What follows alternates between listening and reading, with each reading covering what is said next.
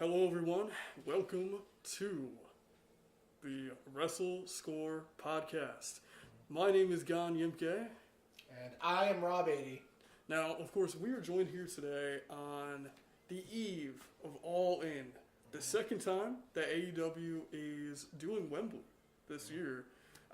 We already know that this might not be an annual thing. I don't know if you caught up on the news. AEW apparently is going to be doing All In next year in Texas. Okay. So they're bringing it to America. That doesn't mean they're going to, get rid of UK events, but that has kind of made me wonder recently. Now, ticket sales have come out for AEW All In. We know last year it was a record-setting number. Mm-hmm. It was over 80,000 people there. Mm-hmm. Currently, right now, as of this recording, there's about 50,000 people that have essentially signed up and gotten their tickets for All In this Sunday. Now, that makes me wonder, with the numbers going down, both in ticket sales and TV and ratings, when does AEW have to start worrying about their business of not even just running bigger stadium shows, but in general of where they run their shows? I have no idea. It's the kind of thing where so many people are so big on that kind of speculation, they have any idea. It's the kind of thing where I hope that AEW knows what they're doing. I hope they don't get too big for their britches. I feel like a lot of companies out there, at least how it seems to me, is that what they'll do is they get this idea that they have to be this big thing, that they have to be on the same level of WWE. And if you don't, you don't. Literally meet the scale that you're at. If you can't, I know people were complaining with AEW about how there's been a lot of empty seats when they're not filling venues. Then go to smaller venues. There's no shame in that. You know what I mean? Go to smaller venues. Make the company profitable. I mean, I haven't seen their I haven't seen their reports. If they're still profitable, then all right, they're doing something right. Then this isn't a problem. My fear would be they get so high focused on being this top level competitor that they're booking these big things and they can't deliver. There's no shame in downsizing, just because once you make a better product, once you have better wrestling, people are going to naturally come to it and it will grow. Yeah, I agree on that sentiment. AEW is definitely still maybe not as hot of a product as it once was before, but there is still a need for an alternative. But it does make you wonder, when AEW first started to exist. Dude, I loved it when it started. I was so excited when AEW started. It was the true alternative. Yeah, because I really got into it during the pandemic. That was when I started watching a lot of wrestling. And it was the first time in a long time that I was actually following a weekly wrestling show. I was looking forward every Thursday. I DVR it, so on Thursday I'd rewatch Dynamite every week, and it was I really enjoyed it. I really did feel at the time what happened, the attitude I had was some people were trying to compare it to WCW, being oh, they'll sign any ex-WWE guy, but it was no, I felt like they were signing the right WWE guys. I felt like the people that they were signing were good choices, dudes like Brody Lee, Miro, Matt Hardy, things that I love the Big Money Matt character and stuff like that, but it does finally seem people would talk about how it's the roster's bloated and there's so many people, but the thing is, people have been saying that from the beginning, and I don't think it was true from the beginning, but I think it's kind of gotten to that point now, because my boy Miro, when's the last time he's done anything? I mean, with any professional wrestling roster, things are going to naturally shift over time. We saw that case when Will Ospreay finally signed on the dotted line. He became an AEW superstar. What happened? He's been their top guy. He's honestly become their top face in that company in a very short period of time in this year. What that has done, though, unfortunately, it's made people like MJF not necessarily as loved anymore by the fans, by the company itself in terms of presentation. Now, of course, going into this match on All In, we do have MJF and Ospreay for the American Championship. Okay, so like the third mid-card title of AEW. Yeah. That's the other problem. They have too many belts. There are rumors that there's going to be more new belts soon, so just... It's just like, no, here's what... Okay, maybe I'm just very traditionalist, but here's how I view it should be. You have like a world title, then you have like one mid-card title. Maybe if it's big enough, you have two, and like maybe that could be like more like defended on the other shows, like, you know, like a collision thing or whatever. Then, of course, you know, then you have the specialty matches if you want to have a hardcore, cruiserweight, tag, whatever. And then, of course, like for the female division, depending how big the roster is, then you, like, do the same, you know? But it's like, how many like, belts...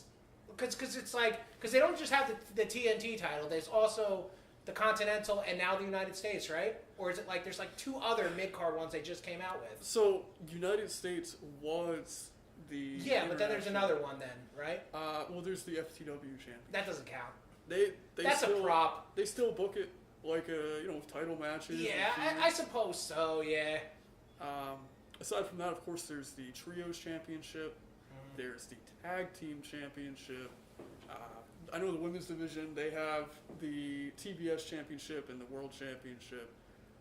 I think the thing that you might be wondering, the reason why a lot of people might think there's too many titles in AEW, honestly has a lot to do with the fact that Ring of Honor is so closely tied to AEW. Yeah, that is a thing. And it just makes it feel like there's a lot more championships than there actually are. Oh yeah, here's what it is. There's the International Championship and the Continental Championship. Those were the same... Oh, wait, yeah. The International's MJF and Okada's the Continental. I'm so sorry, yeah. Yeah, so I was thinking, like those should just be condensed. Those sound like the same. Like, they should unify those belts. That's a little weird that that's still a thing. I think the reason that's still a thing is because what Okada has, it's a title that originally was only won through a tournament, the Continental Classic last year. And whoever's the Continental Champion has to defend that every year now in the Continental Classic. That sounds all well and good, but the problem is, it's just been defended out of the Continental Classic. Okada won it in a random match against Eddie Kingston. So that championship is just another mid-card championship. Is this the belt that he got when he like unified those like three belts, or is this a different one? That is the belt that he got when he won the Continental Classic, yeah, because he had put his Ring of Honor World Championship at the time on the line, and New Japan Strong Championship on top of the line. That's the problem too, right? It's not just Ring of Honor. It's AAA, it's CMLL, it's New Japan. They have all these different crossovers. They have all these different people appearing with all these different belts. There are certain episodes of AEW where you could probably count 20 plus belts appearing on a show. And that's why you might be wondering that there's too many belts in AEW. I do agree that 3 mid-card championships is too many. We got to condense that down a little bit, some way, somehow. Maybe get rid of one of them, maybe unify, whatever we got to do. When there is an opportunity and that's there. Yeah, of course. And then consider the Ring of Honor championships too. The fact that those are defended on AEW TV and that comes up, it's like that is just way too much. It's like it kind of devalues it in many ways, you know. Yeah, I feel like they say like Ring of Honor is its own brand. Does it have its own show? Does it does. And what is it? What channels that air on, and when's it air? Well, they do it on their streaming. So is it kind of like this is kind of what's replaced AEW Dark in a way? Not exactly, no. So they actually do have storylines on there. A big star on there is Athena, formerly Ember Moon. Yeah, she's been carrying that brand, putting on absolute bangers with people.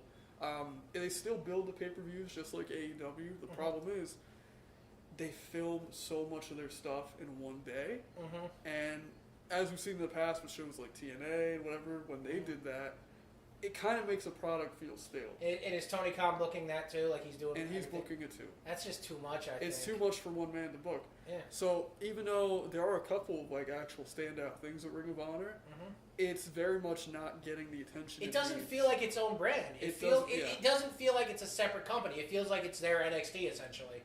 Which is weird because they already have Rampage and Collision. Exactly. They got too much shit. But you could say the same about WWE, right? WWE's only got 3 shows, right? No, it's just Raw, SmackDown, and NXT, right? And Speed. Oh, what's Speed? I never heard of that So one. Speed is like a 5-minute every week on Twitter or X, whatever the hell you want to call it. Where essentially it's just 5-minute matches every week, like, and it's usually a tournament bracket. So like whoever is the Speed champion has to defend it against whoever wins like the next tournament. To Yeah, it doesn't feel like a real show. That feels like a bonus thing. Like, you know how like back in the day it's kind of like they'd have WWE.com exclusive stuff. You know what I mean? That's what it feels like. It's like Velocity and Heat. I relate it to that. It's just something for the lower card guys to do. Except like it's got the gimmick of like these matches can only be so long. Which I think is that's an interesting, like, letting the time limit play such a big factor in it. That's actually an interesting thing, and that could have, you know, it'd be interesting to see how wrestlers exploit it and use it and stuff, you know? But they don't have it crossed over with the main roster. I noticed they keep it as, like, its own thing. Like, Andrade is the Speed champion, but that's not even, like, Andrade, another guy AEW dropped the ball That's with. not even mentioned on WWE, on main TV, because right now he's having a feud with Carmelo Hayes, and they're not even bringing up the Speed champion. It's the kind of thing where, like, I feel like it's the kind of thing that they should acknowledge, but kind of just in a, hey, in case you didn't know, you should go check this out. Because that was something, looking back on, that I felt was a big missed opportunity with their C shows.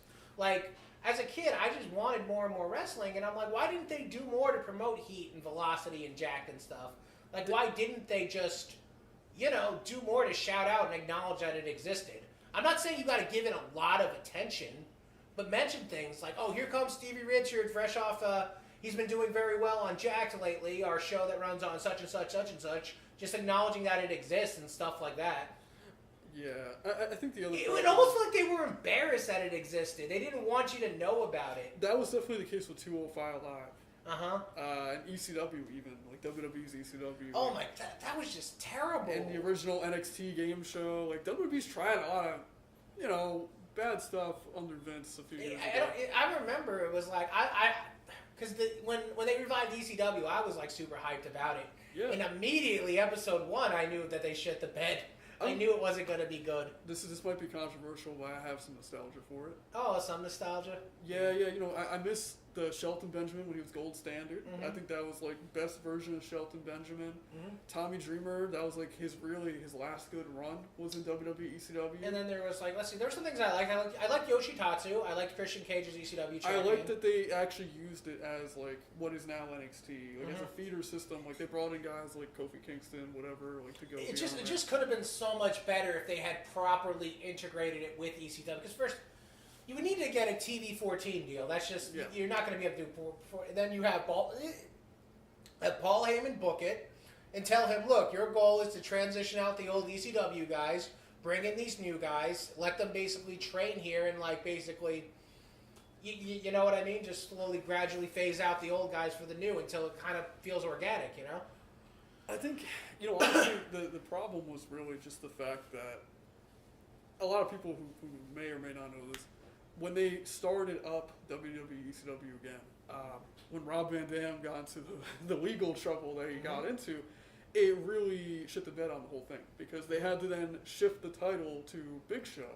You know what? They didn't have to do shit. They chose to do shit. They didn't have to do it, but they chose to for whatever reason. First off, it was a bad move making him the simultaneous ECW and world champion at the same time because, like, that, it was only a matter of time that he was going to friggin' lose. You know it wasn't a good time to do it anyway, just because of the fact that the Edge and John Cena feud was so hot at the time. The people still wanted to see more of that.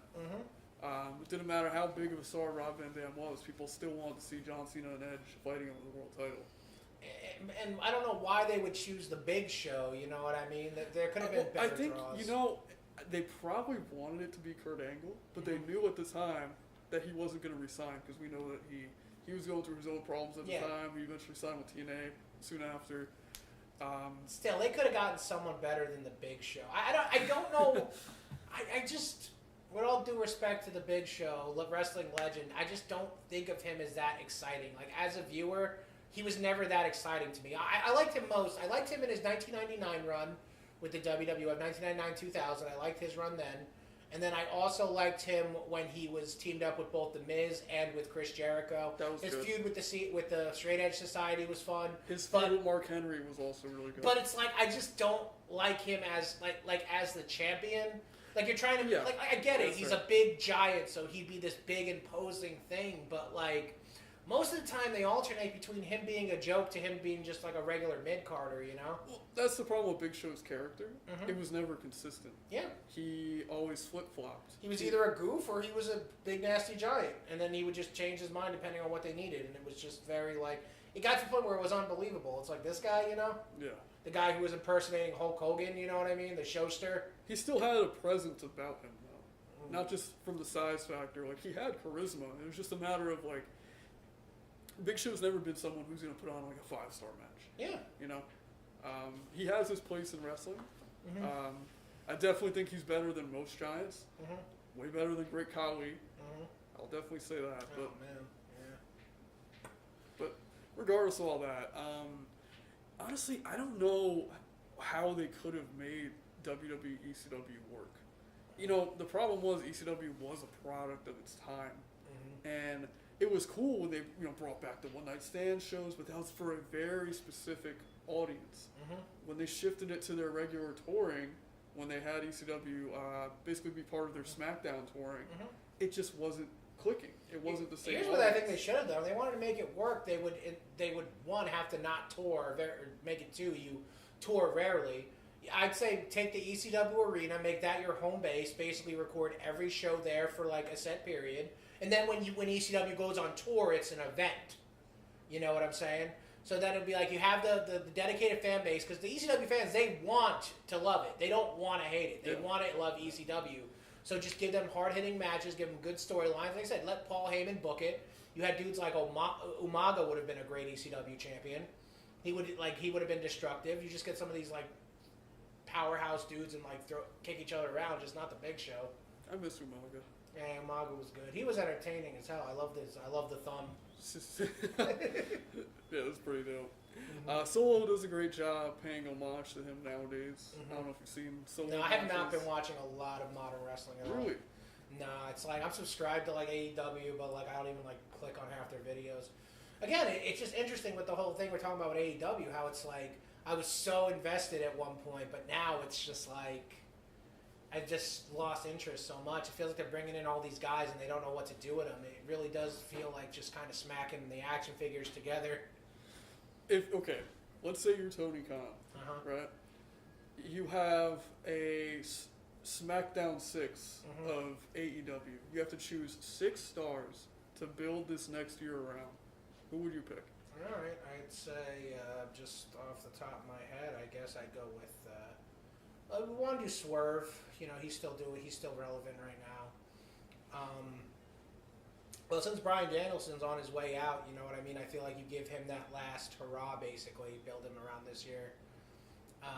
But Okada, they haven't really done much with Okada, right? He's just kind of been a comedy character since his debut, right? So, no, that just makes me wonder. It's like maybe he's, like, not up for good matches. Like, maybe, like, to him, this is just, like, way to, like, maybe he's close to retiring and this is him wrapping up his career as a comedy character as opposed to, like, having hard-hitting matches.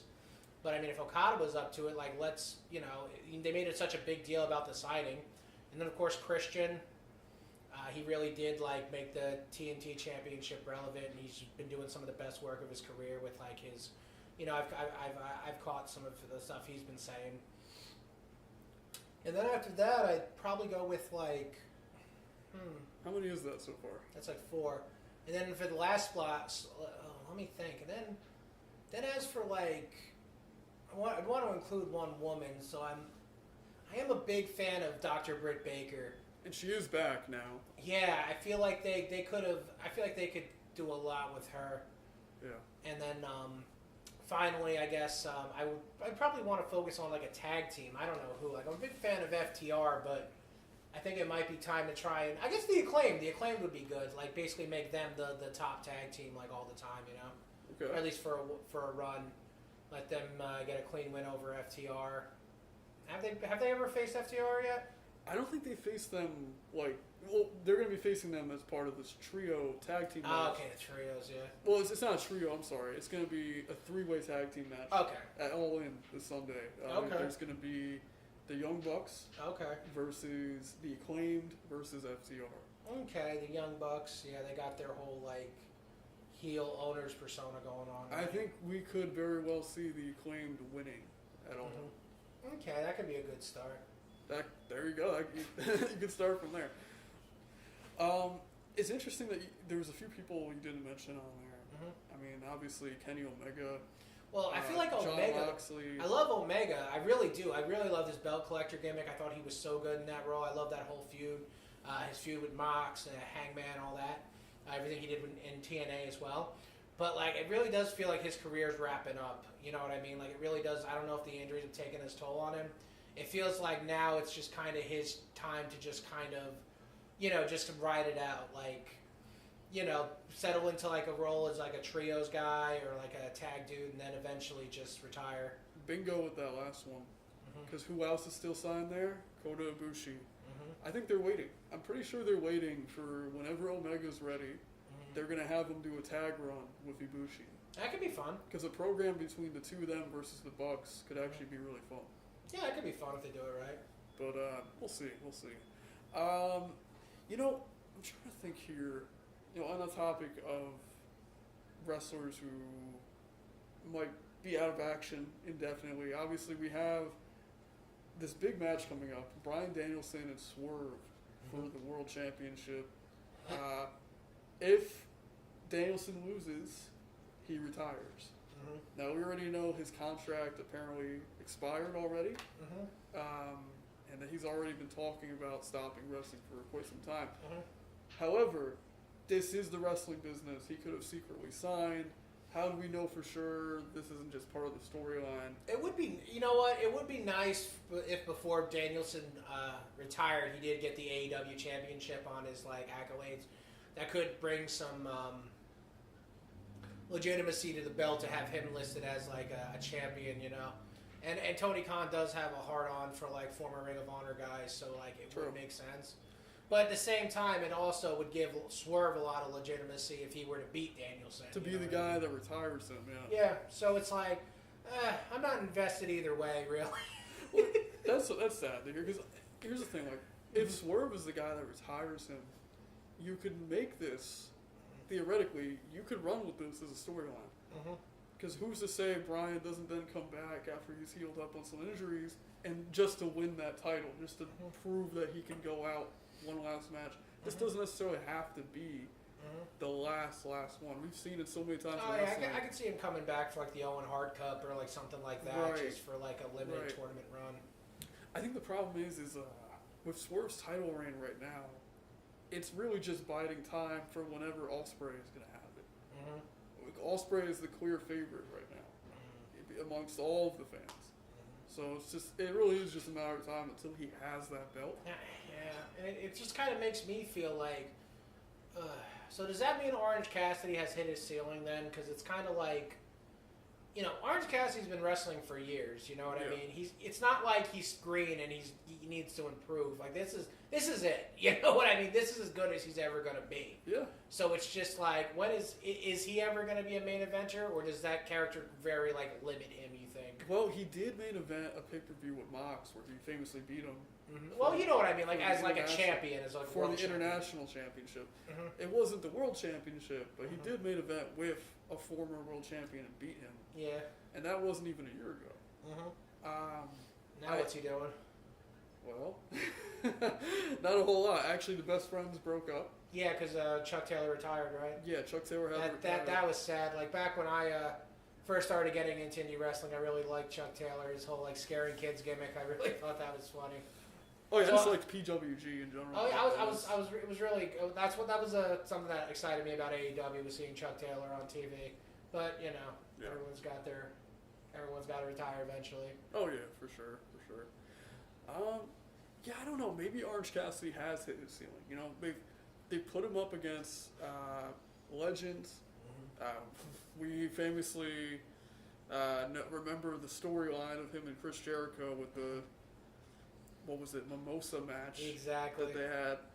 But he's gone up against a lot of different big stars in AEW. He's even won big matches, but they don't ever have him touch the world title. He's been in world title matches, but he has not touched the world title in terms of holding it. And I honestly think he's probably never going to be AEW World Champion. Yeah. Orange Cassidy, he had his time. I honestly think he has peaked in terms of popularity. He's still a great wrestler. He's still very entertaining. But I think he's definitely reached above like a Santino ceiling. He's not just a comedy wrestler. He's shown that he can put on good matches. And that's no hate on Santino either. But I'm really just saying that like basically, I think it's okay if this is as far as he's gonna go, because he's in a pretty good spot on the roster. Like be a top mid-card guy. Yeah, he is a top mid-card guy. And I think, like, that's okay. He can still have some interesting feuds with people. A guy that they desperately need to elevate, though, is Darby Allin. Darby, yeah. What's he up to? When this year started, this started off as Darby Allin's year. They were building him up at the start of this year. We saw him and Sting in that tag team match together when Sting went out and retired, where they were tag team champions. Darby then went on to go feud with a guy like Jay White. He broke his ankle, got hit by a bus. He got completely derailed with his plans this year. But they brought him back. He basically won their equivalent of a Royal Rumble. And now he's next in line for the World Championship. So they're doing that at a big event. Darby's apparently going to be having his title match at, what's that place? Arthur Ashe for Grand Slam. They usually do like a big Dynamite show for there. My thing I'm wondering is it time? Because if it's not time now for Darby this year, then when's it ever going to be? Because he's over. He's basically Mick Foley and Jeff Hardy mixed into one character. That's a good way of putting it, yeah. And crowd loves it. People love to see what he's going to do next. He has believability. And he's somehow a small guy that you can believe could scrap with the biggest people. Yeah, an underdog champion. He does it better than a lot of other people who could fight from underneath with his size. And I think it's just because of how scrappy he is. Like, he has a very good presentation to where no matter what height difference, size difference, whoever he's against, you just believe that he's going to do something crazy to try to win. Yeah, and I think that might be a detriment in that regard, because like, would they feel comfortable putting the belt on a guy who does crazy stuff? Like, that's just like an injury risk, you know what I mean?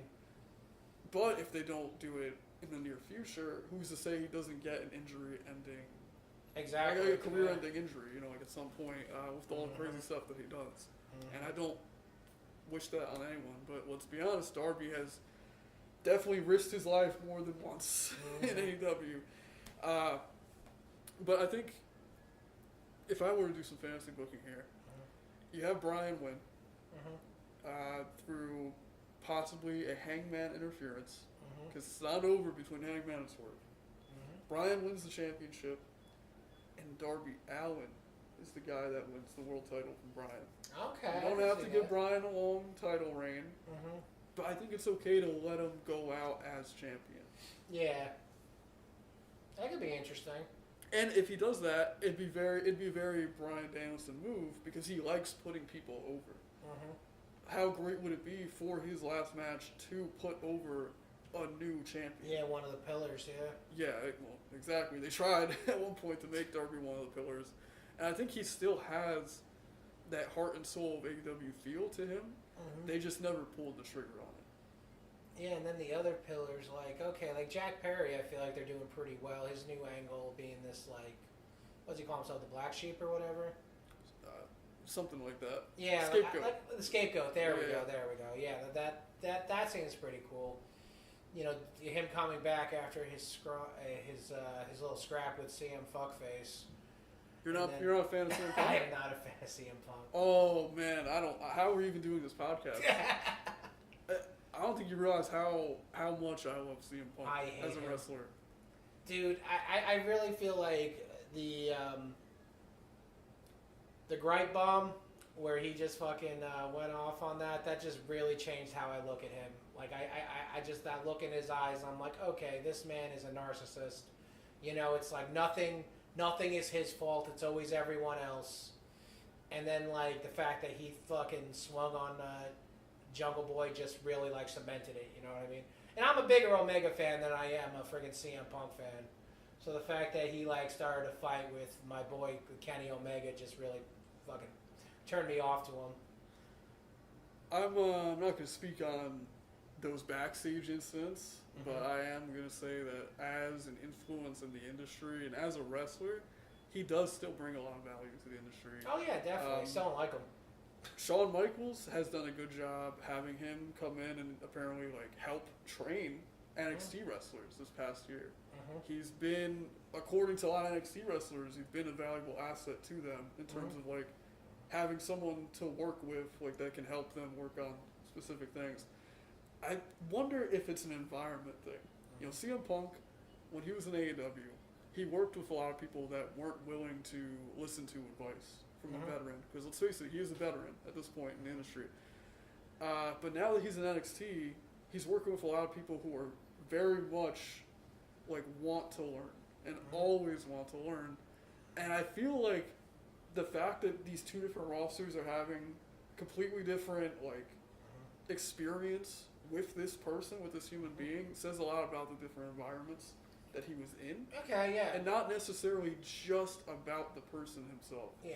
I'm not gonna negate what you're saying because there might be some truth to that. But like another way that could be looking at it is like, I guess with like AEW, since Tony Khan gives them more freedom, it's more like the young guys had the freedom not to take his advice. So like he could be like a fucking asshole to you, and you're like, "Go fuck yourself. I'm not gonna listen to you. Fuck you." Yeah. Whereas in WWE, it's kind of like, you know, when you're like in the NXT thing, you know, you kind of know where you are in the pecking order. You know, with their whole like wrestling being very seniority based. So this guy might be an asshole, but like, you know, he's a veteran, so you gotta shut up and just listen and do what he says. I'm still upset that he never finished his AEW run. Yeah. Because he clearly was supposed to lose to MJF. MJF came back at the perfect time.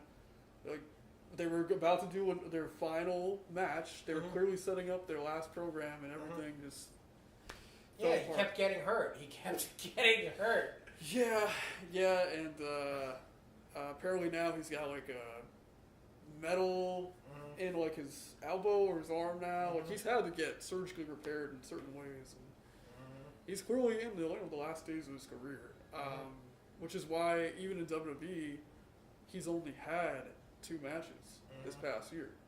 He was only in the Royal Rumble, and he had a match with Drew McIntyre. Didn't he re-injure himself in the Royal Rumble? Like, didn't he hurt himself? He did hurt himself. Exactly. It's like it's one of those things where it's like he just didn't have what it takes to be the AEW champ. He had enough to win the belts, but he hurt it both times. He injured himself in the process. He could not keep the belts. Well, that's unfortunately what happens when you are out of the industry for so long. This sport is like very bad on people's like physical. Yeah, that's why they shouldn't have put the belts on him. I mean, yeah. You know, because Tony Khan has a freaking nostalgia boner for Ring of Honor. Just because Punk could still wrestle doesn't mean he can't hurt himself easily. Unfortunately, he is injury prone. And again, even as a Punk fan, I actually am still sad that we never got to see him put over MJF in the final match. Yeah, I would have loved to see that too. His feud with MJF was great. I love this feud with MJF. Dude, you could still go back and enjoy those matches, I'm sure. Yeah. Like, the dog collar match was a classic. It was actually a good match. And that was an example of like, okay, like this guy clearly still cares as a wrestler, but the wheels were falling off past that point. You know, because let's face it, you know, people bring up that he became injury prone, but let's not forget that Tony Khan had Punk wrestling every single week, sometimes twice a week when he first came back. He was wrestling over and over and over again, building up his record, and that was probably way more taxing on him than the schedule he has now, where he's only wrestling a few times a year. That's true. If WWE were to keep it like a part-time schedule, I could see how that would give him time to heal. Because at this point in his career, I think people can only benefit from him putting them over. McIntyre has benefited greatly from being put over by CM Punk. McIntyre has never been more over than what he is right now. Yeah, he was certainly over when he knocked Brock Lesnar out of the Royal Rumble. Remember that moment?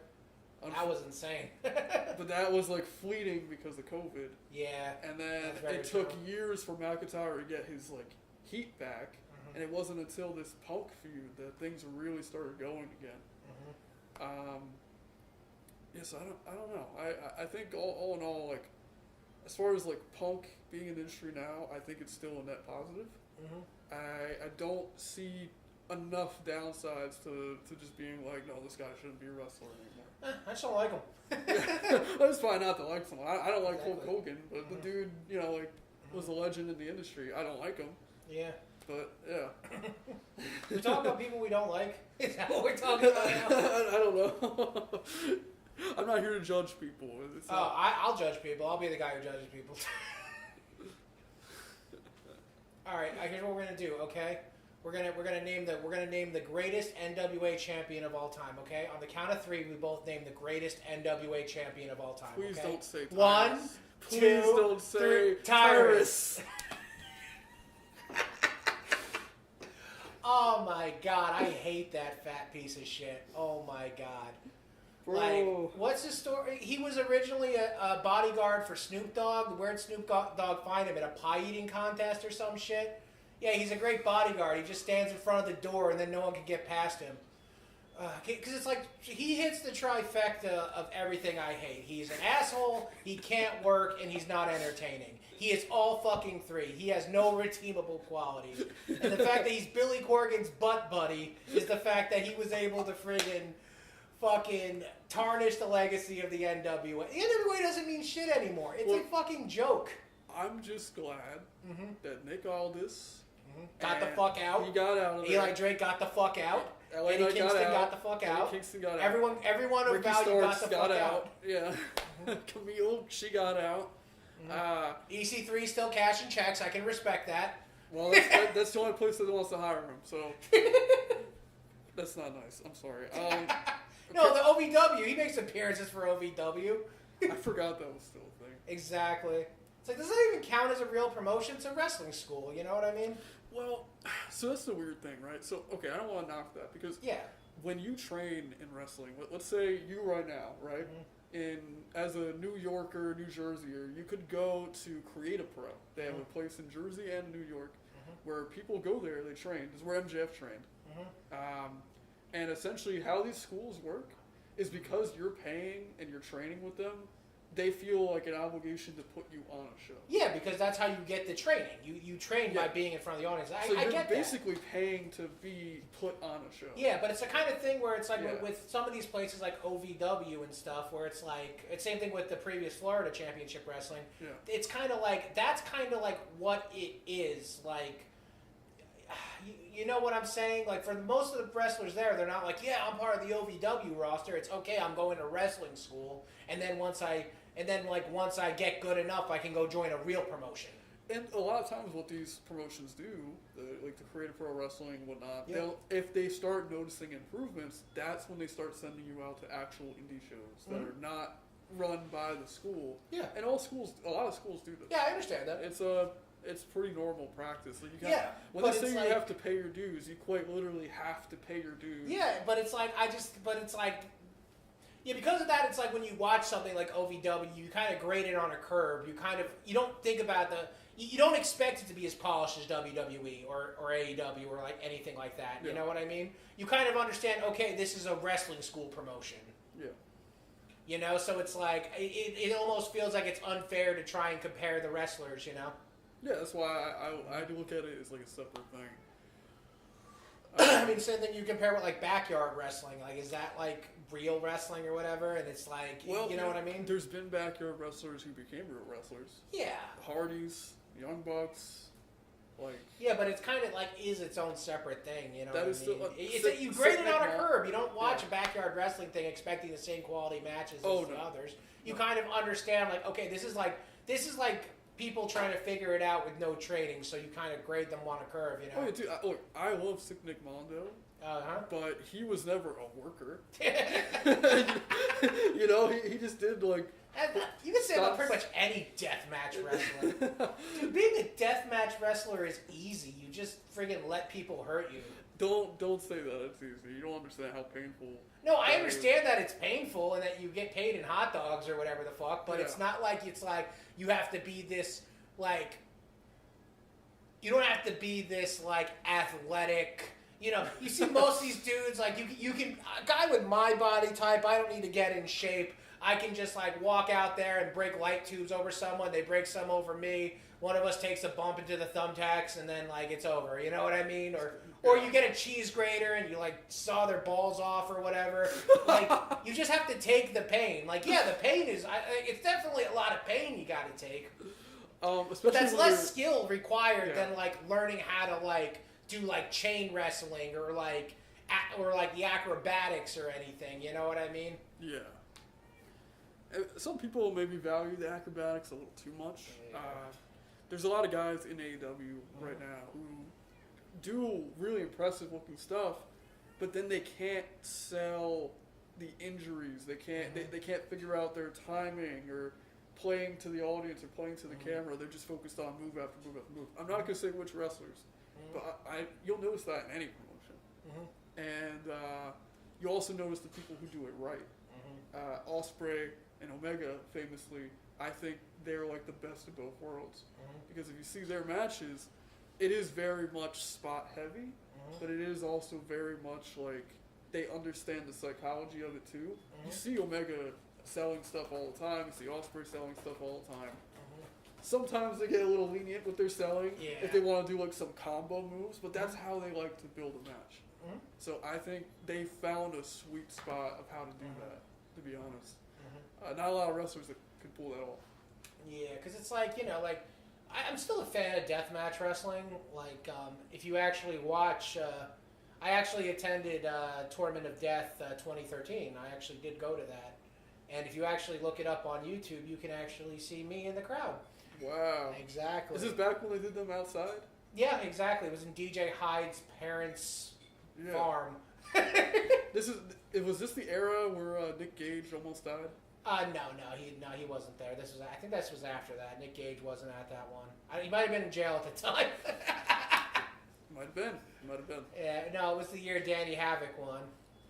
Dude, why is it that a lot of these like hardcore legends are just cool as fuck? Like, why are they just so cool?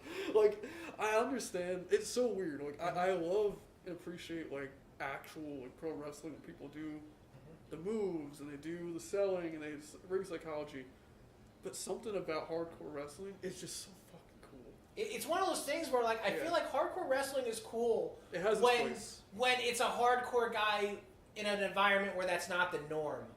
When every match is a death match, then it kind of loses its value. But like when you have like a WWF Attitude Era and then you have a Mick Foley in there, it's like you have the one deathmatch guy bringing that to the different styles, and that's entertaining. Yeah.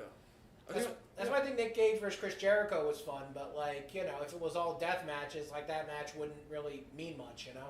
Well, Tony Khan does deathmatch stuff. Yeah, he does it sparingly enough. That's something I'll praise him for. He does it sparingly enough. Which I appreciate that we even get it. And I think we are, don't be surprised, okay, we can go back to this if this actually happens. Don't be surprised if as soon as Monday Night Raw moves to Netflix, you're going to start seeing hardcore matches, you're going to start seeing more blood. That'd be pretty cool. Because they don't have to answer to sponsors once they move to Netflix. Yeah, I would love to see more hardcore matches.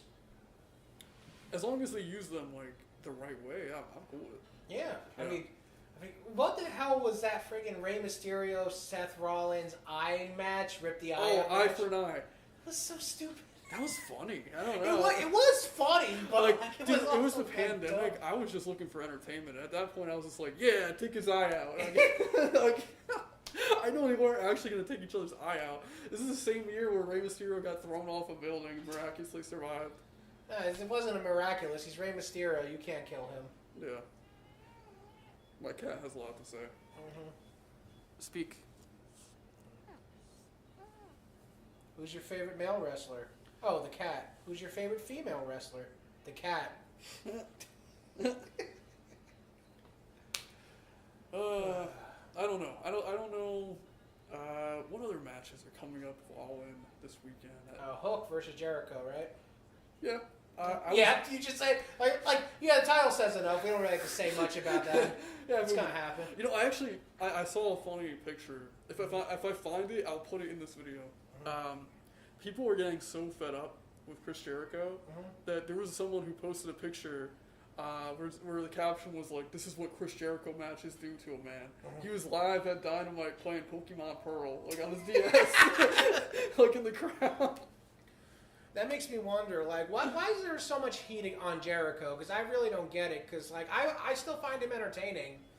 And I don't think his matches are bad, you know what I mean? So, like, I wonder why so many people are The heat started because people tried to cancel him. There was a alleged backstage incident with Smiley Kylie Ray back when the company first started, where he got the wrong idea, allegedly, that she was like interested in him or whatever. I don't know the whole story.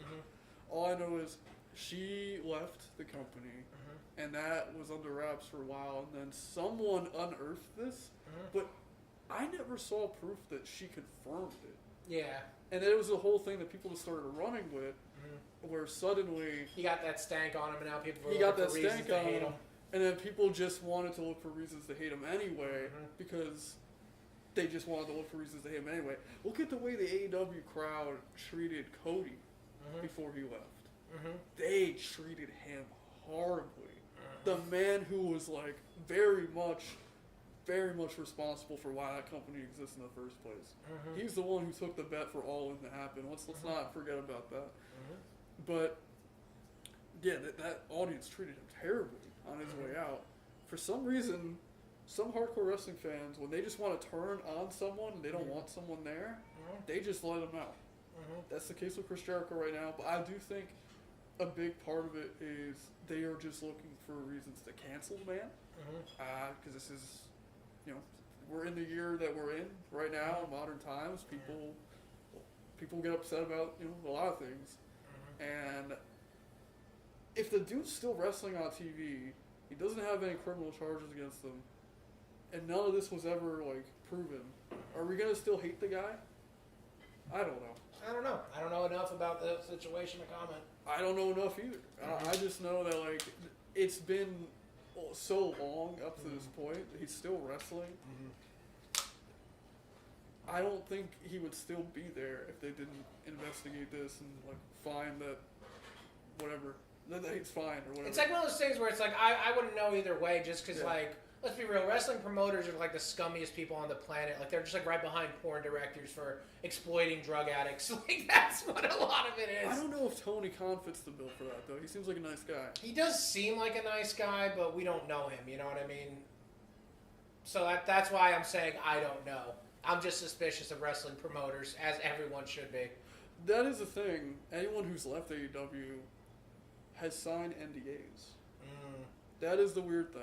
I'm not trying to get into conspiracy here. I think NDAs shouldn't exist. Like that's just such a fucking bonkers idea. I think NDAs should never exist. Exactly. Personally, even as someone who works on stories with studios, I don't think NDAs should exist. I think we got to go about this in like the. Let's look at the way Japan does it. In the animation industry in Japan, they don't do NDAs. They work on trust. They know that the people they're working with are not going to just go out there and spoil the show they're working on Twitter. Like, oh, hey, I animated this scene where this character dies. Like, they're not just going to do that. They have a trust-based system there. They know, obviously, too, if people leak stuff out about whatever show they're making or whatever, like, they can lose their job. And it's just the fact that, like, there's a difference between spoiling content and just speaking your true lived experience. That's a whole other thing too. Obviously, like that's no reason why they don't have to. Sorry, my cat was like, looking at the screen. Yes. Okay, I'm like all over the place here. Basically, I 100% agree with you. I don't think NDAs should even be a thing. Because people should always be able to speak. Yeah, and here's another bullshit thing that shouldn't exist. I think there shouldn't be a 90 days no compete clause. I hate that. Honestly, I also think, why does contract tampering matter? if someone wants to negotiate for a better deal, why are we not in a position now in current day where these independent contractors could negotiate for a better deal and go flip-flop between another company? Yeah, it's like if you don't want them to be able to negotiate, then you should treat them like employees. They shouldn't be considered independent contractors at that point. Yeah, if they're independent contractors, they should be able to negotiate whoever they want, whenever they want. So I think contract tampering is bogus. Like I am all for it. Actually, I am pro contract tampering. Pro contract tampering. It's like Tony Khan, call up your favorite WWE guys, meet them in secret in a bar, be like, here's what we'll do for you. Or no, you don't do that. You send someone else to. That's because it's one of those things where we kind of know that's what they kind of do. We know this goes on. That's literally how they do it. They have a friend of a friend who's like, no, we were just having a nice conversation about something unrelated. MJF literally admitted that he had conversation, but he couldn't say what kind of conversations. Yeah. Well, obviously, when the bidding war was happening between WWE and AEW.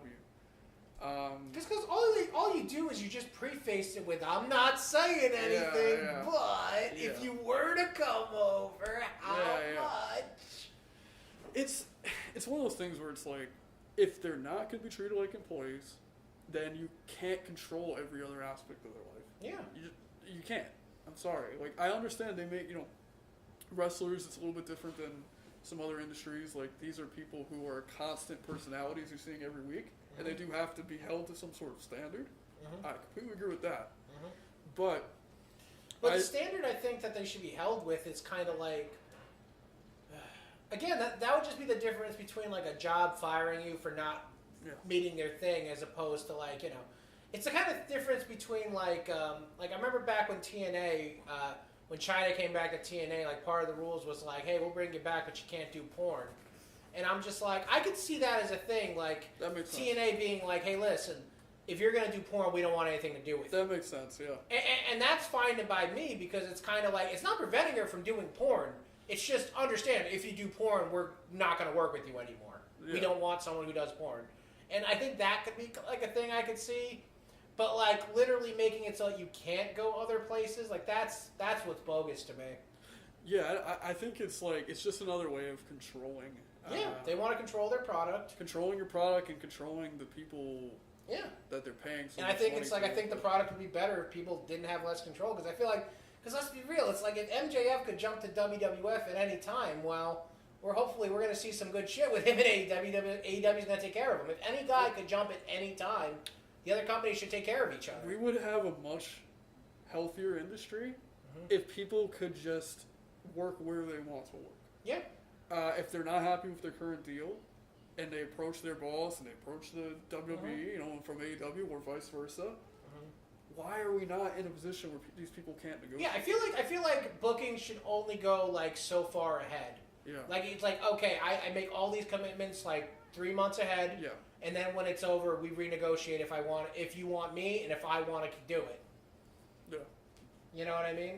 Because, like, I don't want people skipping out on, like, bookings and shit when they are scheduled for shit. Like, if they've agreed and accepted the money or, like, it's going to happen, then, like, obviously you fucking that do should be honored. That should definitely be honored. But like, past that point... Exactly. You should just be free to do what you want to do, essentially. Like, yeah, you have a contract with a company, a wrestling company, but you should be free to negotiate a better deal for yourself. And do other stuff. Like, there was that one woman who was fired for having an OnlyFans or whatever. And then, like, WWE gave people shit for being streamers or whatever. And there was a lot of wrestlers who couldn't even go out and do Hollywood stuff. They only let the specific ones do it at one point, too. That was a whole thing. Yeah, it's like that's bullshit. As long as they're not missing dates, they should be allowed to do whatever they want, Yeah, that's for sure. But, yeah, man. You excited for AEW All In? Are you going to watch it this weekend? I don't watch much wrestling. I'm on the wrong podcast now. I'll definitely watch the clips afterwards. Like, now that we're doing this podcast, I am going to try and keep a closer eye on the product. It'll motivate me to actually see what's going on, and maybe I'll be interested in checking out the actual things. But they air so late at night, and I need to sleep. I'm in bed by 4 o'clock every day. Yeah, I think to close out our show today, we should run down the whole card of All In, just do quick predictions, rapid fire. All right. Do you have your phone with you? All right. We can look up the All In card, and we'll we'll basically go through each one here. Let me check the camera here.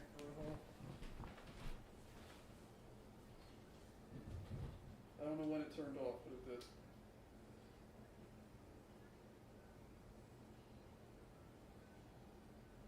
All right, we got. Are we good?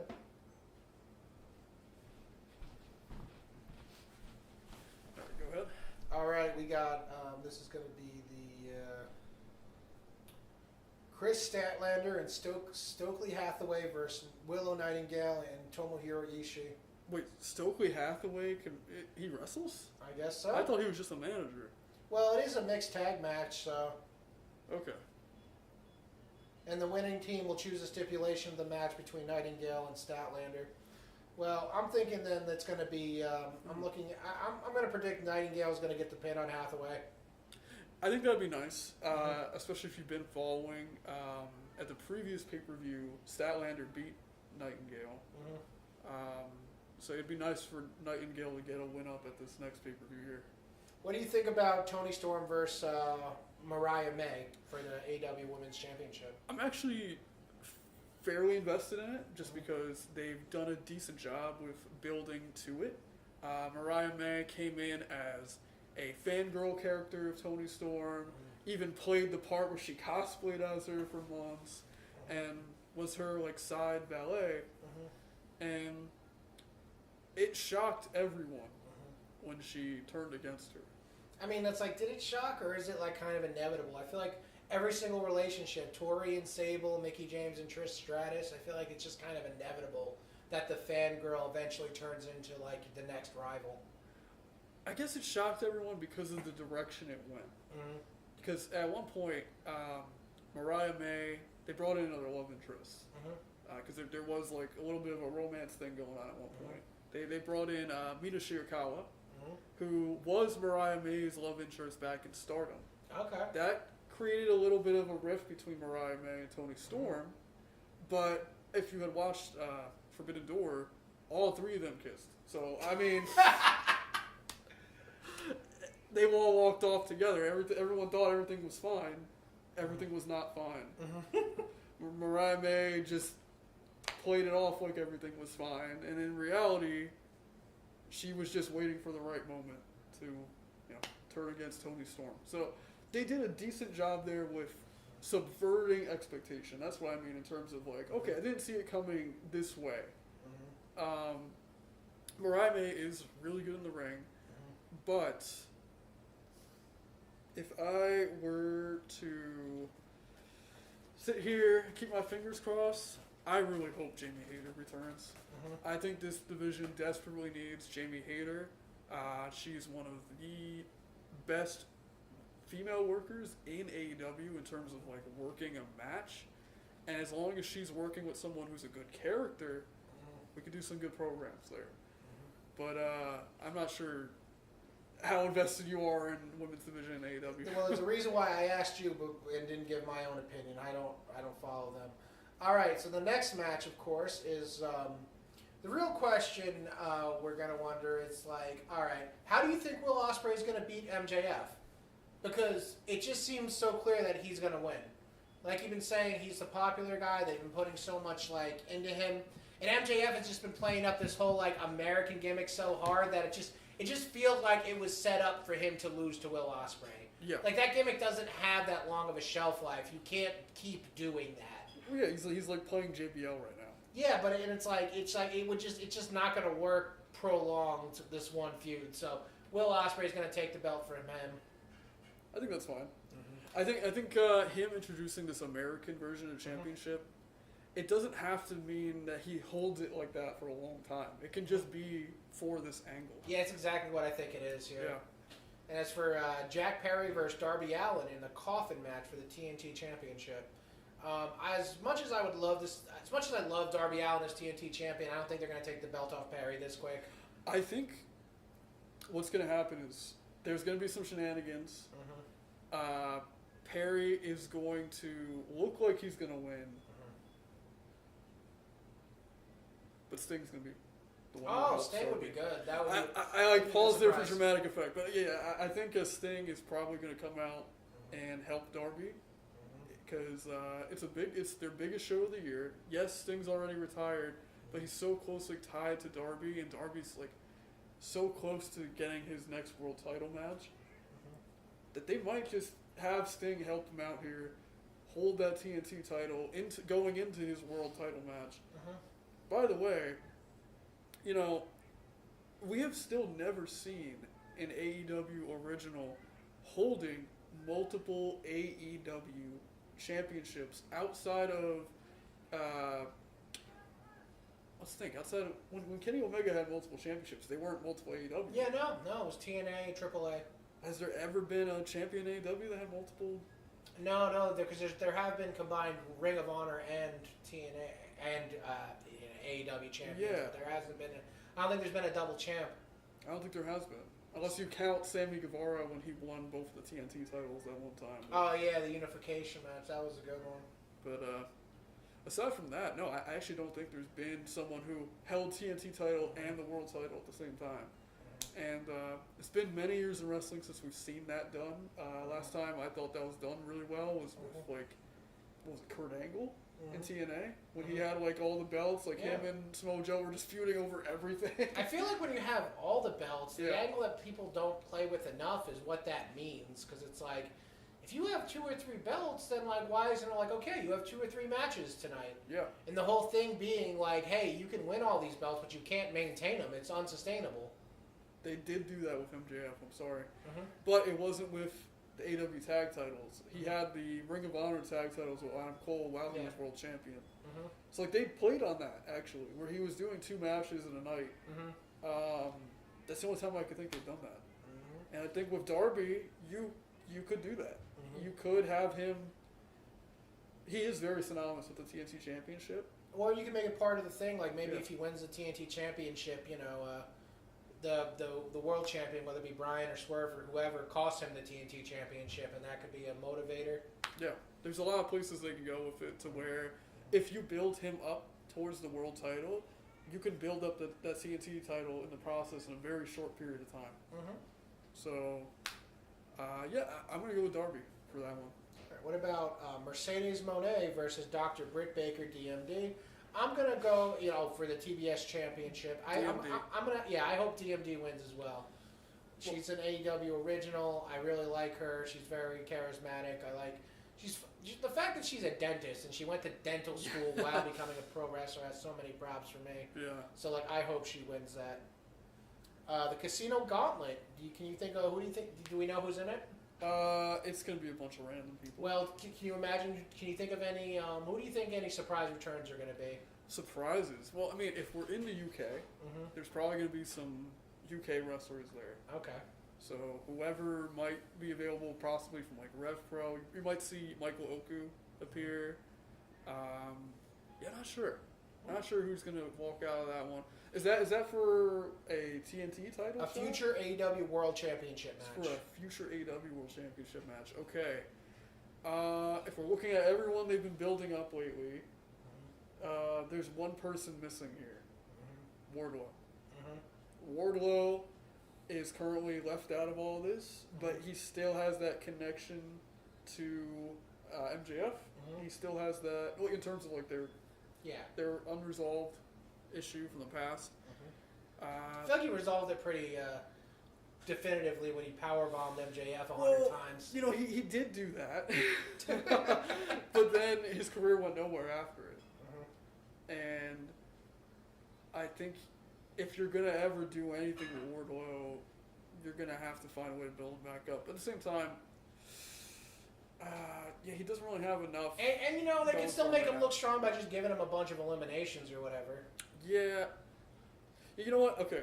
I think the winner of the Casino whatever is probably going to be someone who's likely not going to be a future world champion. Yeah, it's going to be the next guy they're going to feed the world champion to. They're going to basically be there to lose to him. Yeah. So if it's going to go that route, I think it's going to be Kyle Fletcher.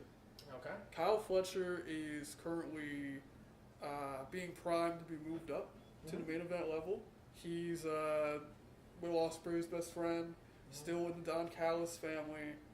Don Callis famously said to Will Ospreay recently, when you leave the family, you just have to, he expects something in return in the future.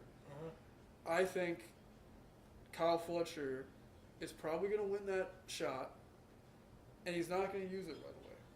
He might wait until Ospreay is back in that world title contention. Because we know that whoever wins this is not going to get their shot before Darby. So they have time to build this out. Now we're going to go Kyle Fletcher. All right, then we're going to go with, Hook's going to get his dad's belt back from Chris Jericho. Yeah. He's going to re-win the FTW Championship at All In for the second time. Yep. Young Bucks versus FTR versus the Acclaimed. And like you said, you think that the Acclaimed are going to win the AEW Tag Team Champions this? Yeah, I think they're just like the most over choice out of the three, to be honest. Like, you think of all three of those groups, what's the one that's most over with the audience? It's going to be the Acclaimed. Yeah, but I could also see the Young Bucks continuing the whole heel boss thing by having themselves retain, you know what I mean? Because that kind of plays into it, like, what? They book themselves to retain, So either way. And then we got the 4-way London ladder match for the AEW Trios Championship. Oh my god.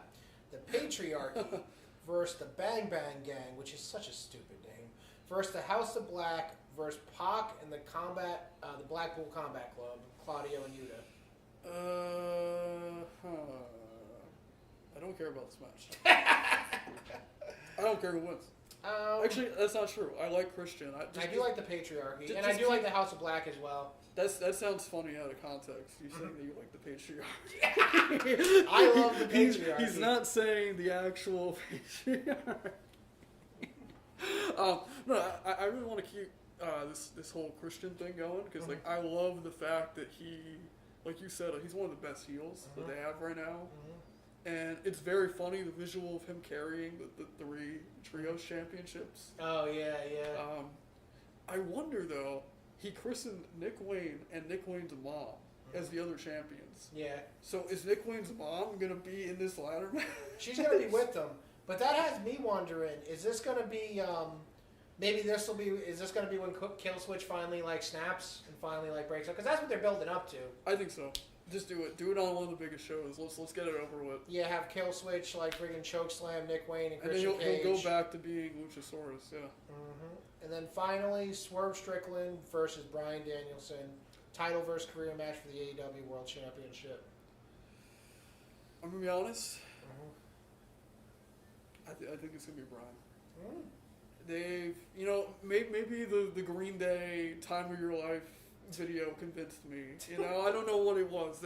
If you've seen it, it's a great video. They did a emotional career thing for Daniel Bryan. For Bryan Danielson.